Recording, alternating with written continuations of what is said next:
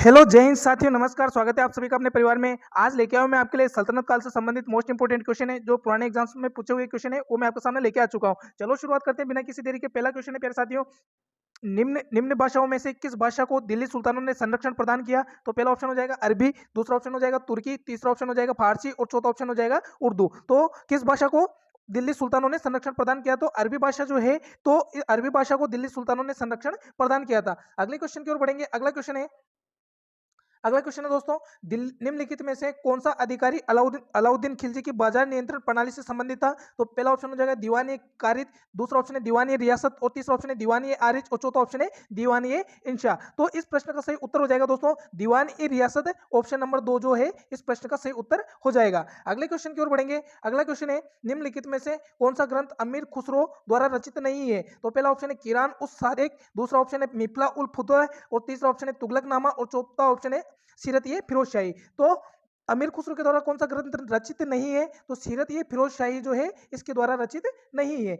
आगे बढ़ते हैं। इससे पहले मैं अमीर खुसरो के बारे में दो तीन बातें बता देता हूं कि यूपी में जो जन्म हुआ था अमीर खुसरो का, अमीर खुसरो को तोता ये हिंद के नाम से भी जानते थे और अबुल हसन यामुनुद्दीन खुसरो जो है वो इसी को कहा जाता है। और ये 14वीं शताब्दी का प्रसिद्ध महान कवि था। सल्तनत काल का 14वीं शताब्दी के प्रसिद्ध कवि थे अमीर खुसरो। आगे चलेंगे। अगला क्वेश्चन है, निम्नलिखित में से कौन 14वीं शताब्दी का एक कवि था? क्वेश्चन आ चुका है, कौन 14वीं शताब्दी का एक कवि था? तो पहला ऑप्शन हो जाएगा सरला दास, दूसरा ऑप्शन हो जाएगा अमीर खुसरो, तीसरा ऑप्शन हो जाएगा दुर्जित और चौथा ऑप्शन हो जाएगा पीताम्बर द्विज। तो अमीर खुसरो 14वीं शताब्दी का एक कवि था। ठीक है, आगे बढ़ेंगे। अगला क्वेश्चन है, नई फारसी काव्य शैली सबक ए हिंद अथवा हिंदुस्तानी शैली के जन्मदाता थे? तो पहला ऑप्शन है बरनी, दूसरा ऑप्शन है अफीफ, तीसरा ऑप्शन है इमामी और चौथा ऑप्शन है अमीर खुसरो। तो इस प्रश्न का सही उत्तर हो जाएगा अमीर खुसरो जो है वो सबक ये हिंद, ठीक है, सबक ये हिंदी अथवा हिंदुस्तानी शैली के जन्मदाता थे। अगले क्वेश्चन की बात करेंगे तो अगला क्वेश्चन है साथियों, भारत के ख्याल गायकी शैली प्रारंभ करने का श्रेय किसको जाता है? ठीक है, भारत के ख्याल गायकी शैली प्रारंभ करने का श्रेय किसको जाता है? तो पहला ऑप्शन है बेजू बावरा को, दूसरा ऑप्शन है गोपाल नायक को और तीसरा ऑप्शन है तुरमती खातून को और चौथा ऑप्शन है अमीर खुसरो को। तो इस प्रश्न का सही उत्तर हो जाएगा अमीर खुसरो को ख्याल गायकी शैली प्रारंभ करने का श्रेय जाता है।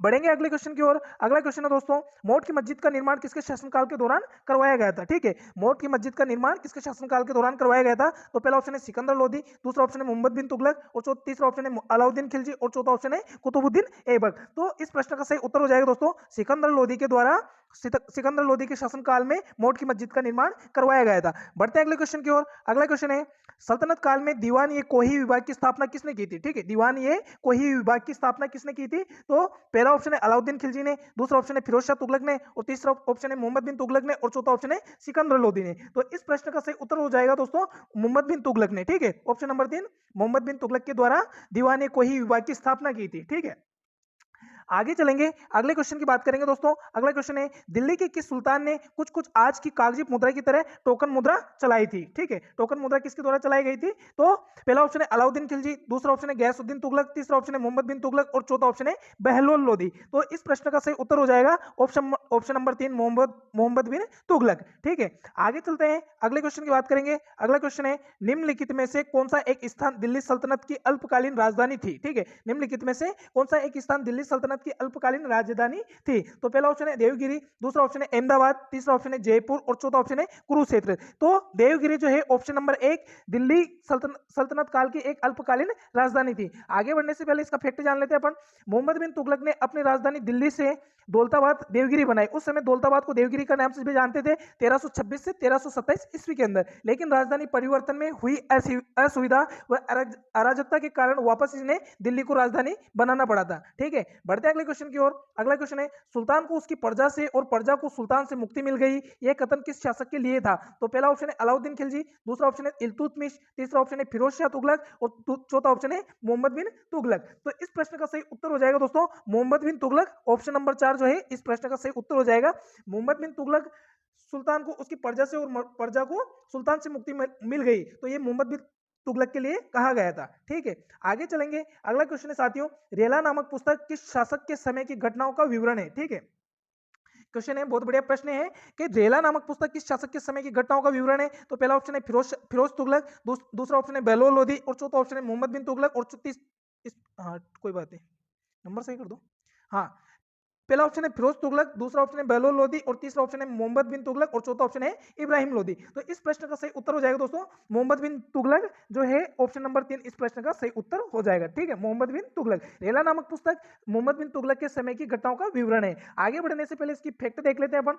ठीक है, इब्न बतूता 1333 से 1347 मोरक्को मूल का अफ्रीकी यात्री था। यह मोहम्मद बिन तुगलक के कार्यकाल में 1325 से 1351 में भारत आया। ठीक है, और मोहम्मद बिन तुगलक ने इसे दिल्ली का काजी नियुक्त किया था। बाद में 1342 ईस्वी में इसे सुल्तान का राजदूत बनाकर चीन भेजा गया। इब्न बतूता ने किताब उल रेला नामक अपनी पुस्तक में अपनी यात्रा का विवरण प्रस्तुत किया था। आगे बढ़ेंगे दोस्तों, अगला क्वेश्चन है दिल्ली का सुल्तान जो दान दक्षिणा के बारे में काफी ध्यान रखता था और इसके लिए एक विभाग दीवानी खिरात भी स्थापित किया गया। ठीक है, जेल प्रेरी एग्जाम में पूछा हुआ है, बहुत बढ़िया क्वेश्चन है। ठीक है, तो पहला ऑप्शन है इल्तुतमिश, दूसरा ऑप्शन है बहलोल लोदी और तीसरा ऑप्शन है गयासुद्दीन शाह और चौथा ऑप्शन है फिरोज शाह तुगलक। तो इस प्रश्न का सही उत्तर हो जाएगा प्यारे मित्रों फिरोज शाह तुगलक जो है ऑप्शन नंबर 4 इस प्रश्न का सही उत्तर हो जाएगा। फिरोज शाह तुगलक मतलब दान दक्षिणा के बारे में काफी ध्यान रखता था। इसने एक विभाग की स्थापना की थी, स्थापित किया था दीवानी खैरात। ठीक है, आगे बढ़ेंगे, अगला क्वेश्चन है दोस्तों, अगला क्वेश्चन है जौनपुर नगर की स्थापना किसने की थी। ठीक है, जौनपुर नगर की स्थापना किसने की थी। तो पहला ऑप्शन है मोहम्मद बिन तुगलक, दूसरा ऑप्शन है फिरोज शाह तुगलक और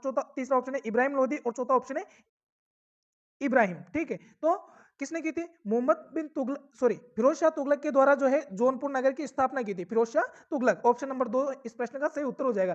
फिरोज शाह तुगलक ने फिरोजपुर, जौनपुर और हिसार, फतेहाबाद नगरों की स्थापना भी की थी। आदि नगर भी फिरोज शाह तुगलक ने बसाया था। कौन कौन से नगर बसाए थे, फिरोजपुर, जौनपुर, हिसार और फतेहाबाद आदि नगरों की स्थापना। ठीक है, आगे बढ़ेंगे, अगला क्वेश्चन है साथियों, अगला क्वेश्चन है दिल्ली सल्तनत में दीवानी अर्ज विभाग की स्थापना किसने की। ठीक है, दिल्ली सल्तनत के अंदर दीवानी अर्ज विभाग की स्थापना किसने की। तो पहला ऑप्शन है फिरोज शाह तुगलक, दूसरा ऑप्शन है इल्तुतमिश, तीसरा ऑप्शन है अलाउद्दीन खिलजी और चौथा ऑप्शन है बलबन।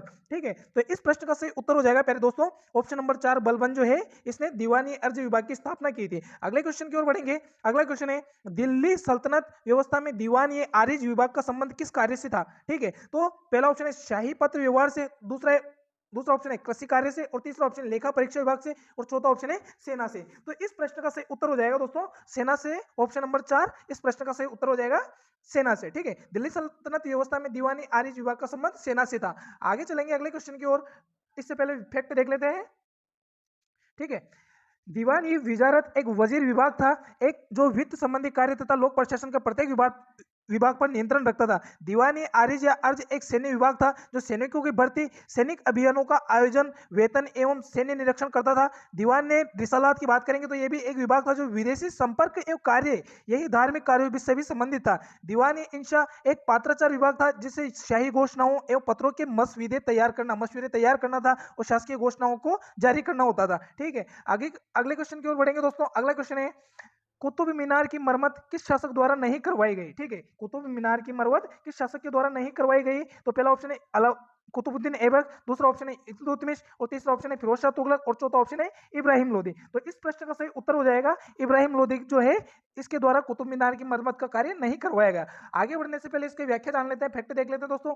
कुतुब मीनार का निर्माण कुतुबुद्दीन ऐबक ने आरंभ कराया और सुल्तान इल्तुतमिश के काल में इसका निर्माण कार्य पूर्ण हुआ। प्रसिद्ध सूफी ख्वाजा कुतुबुद्दीन बख्तियार काकी के नाम पर इसका नाम कुतुब मीनार रखा गया। ठीक है, यह गोलाकार तथा 5 मंजिला इमारत थी। फिरोज शाह तुगलक के शासनकाल में इसकी चौथी मंजिल को काफी हानि पहुंची थी, जिस पर फिरोज ने चौथी मंजिल के स्थान पर 2 और मंजिला का निर्माण करवाया। इस प्रकार कुतुब मीनार में 4 मंजिलों के स्थान पर 5 मंजिलें बना दी गई जो आज भी विद्यमान है। सुल्तान इब्राहिम लोदी ने कुतुब मीनार के निर्माण में कोई योगदान नहीं दिया था। ठीक है, अगले क्वेश्चन की ओर बढ़ेंगे साथियों, अगला क्वेश्चन है बादलगढ़ किले के निर्माण किस शासक के द्वारा करवाया गया। ठीक है, बादलगढ़ किले का जो निर्माण है वो किस शासक के द्वारा करवाया गया। अच्छा प्रश्न है। पहला ऑप्शन है इब्राहिम लोदी, दूसरा ऑप्शन है मुहम्मद शाह, तीसरा ऑप्शन है सिकंदर लोदी और चौथा ऑप्शन है अलाउद्दीन आलम शाह। तो इस प्रश्न का सही उत्तर हो जाएगा साथियों सिकंदर लोदी। ऑप्शन नंबर 3 जो है इस प्रश्न का सही उत्तर हो जाएगा। 1504 में इसने आगरा शहर का निर्माण करवाया था और वहीं पर बादलगढ़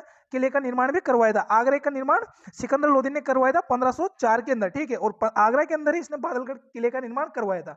अगले क्वेश्चन की ओर बढ़ेंगे दोस्तों, अगला क्वेश्चन है दिल्ली के हौज खास क्षेत्र में चोर मीनार किसके द्वारा बनवाई गई। ठीक है, तो पहला क्वेश्चन है दिल्ली के हौज खास क्षेत्र में चोर मीनार किसके द्वारा बनवाई गई। पहला ऑप्शन है फिरोज शाह तुगलक, दूसरा ऑप्शन है औरंगजेब, तीसरा ऑप्शन है अलाउद्दीन खिलजी, चौथा ऑप्शन है अकबर। तो इस प्रश्न का सही उत्तर क्या हो जाएगा दोस्तों, अलाउद्दीन खिलजी के द्वारा। ऑप्शन नंबर 3 इस प्रश्न का सही उत्तर हो जाएगा। ठीक है, अलाउद्दीन खिलजी के द्वारा हौज खास क्षेत्र में चोर मीनार बनवाई गई थी। आगे बढ़ने से पहले इसके फैक्ट देख लेते हैं। चोर मीनार या टावर ऑफ थीव्स 13वीं सदी की मीनार है जिसमें 225 छेद थे, जो नई दिल्ली में हौज खास इलाके में स्थित है। इसका निर्माण 13वीं शताब्दी में खिलजी वंश के अलाउद्दीन खिलजी के शासन में हुआ था। ठीक है, आगे बढ़ेंगे। अगला क्वेश्चन है दोस्तों, आज का अंतिम क्वेश्चन है, एकता शब्द का अर्थ है, एकता शब्द का अर्थ पीएसआई एग्जाम 2018 में पूछा हुआ है, बहुत अच्छा प्रश्न है। एकता शब्द का अर्थ है, ठीक है। पहला ऑप्शन है सुल्तान द्वारा दी गई विशेष भूमि, दूसरा ऑप्शन है तनख्वाह के बदले सैनिकों को दिए जाने वाला भूदान, और तीसरा ऑप्शन है सैनिकों को दिए जाने वाला भूदान, और चौथा ऑप्शन है मुस्लिम मुल्ला मौलवियों को दिए जाने वाली भूमि। तो एकता शब्द का अर्थ है दोस्तों तनख्वाह के बदले सैनिकों को दिए जाने वाला भूदान। ठीक है, क्या है? तनख्वाह के बदले सैनिकों को दिए जाने वाला भूदान जो है एकता शब्द का अर्थ है। ये थे जो मोस्ट इंपोर्टेंट क्वेश्चन दोस्तों जो आपके लिए मैं लेके आया था, पूर्ण एग्जाम्स में आए हुए थे। ठीक है, आज के लिए इतना ही। जब तक के लिए जय हिंद, जय भारत।